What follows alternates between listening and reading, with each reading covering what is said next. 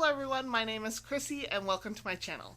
This here is Damien and he is helping me film today because someone wouldn't go down for a nap. Today I'm talking about my summer Fling Readathon TBR. And yes, I do feel a little weird talking about my romance TBR with my child in my arms.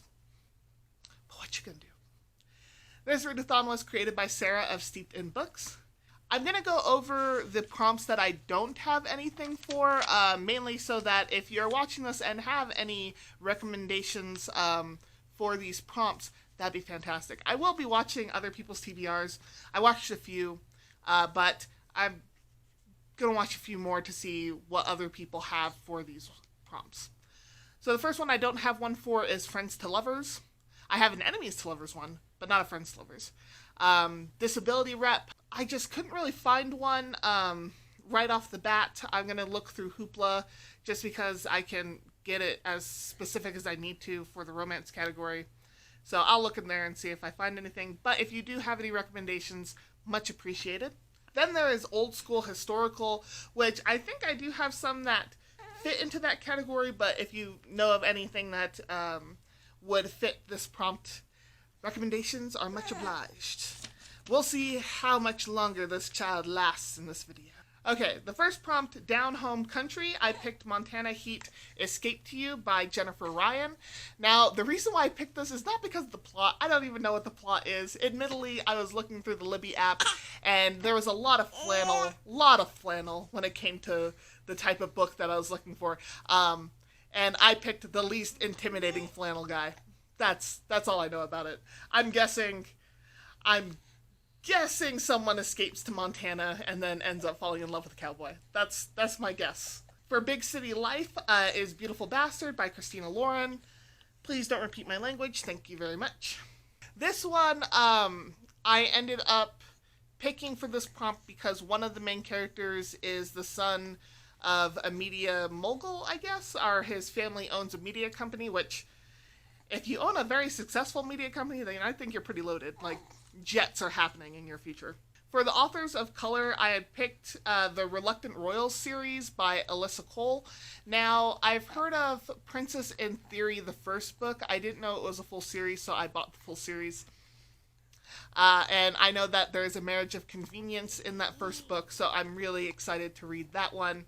I just like Alyssa Cole's writing style. I recently read The AI Who Loved You, and I thought that was really good, so got that whole series. For Hot and Spicy, I picked Beach Read by Emily Henry. The only reason why I picked this one for Hot and Spicy is because beaches are supposed to be hot, or at least, like, you go when the weather is hot. So, I think that's the case. And someone's eating my finger. I got this book from a friend of mine, and so thank you so much, Star, for getting me this book. I heard that it's also really good from Angie of Literary Labors. She said that she's been thinking about it since she's read it, so I can't wait. I do know that it's about two authors who write in different genres. I'm interested to see what they do with that. For Dark and Dangerous, admittedly I cheated on this prompt. I picked Bad Boys Bard. That's a tongue twister. Bad Boys Bard by E.J. Russell. I was already reading this book. It's the third in a series that I had started last month. It's Bad Boys, so, you know, someone has to be dark and dangerous in there, right? For Sweet and Clean, I picked A Hasty Betrothal by Jessica Nelson. And really, I only picked it because it's a marriage of convenience and it was in the wholesome section in Hoopla. So it's supposed to be clean and wholesome. And someone is still eating my finger. The next prompt is Road Trip. I picked Conventionally Yours by Annabeth Albert. This is also an Enemies to Lovers romance.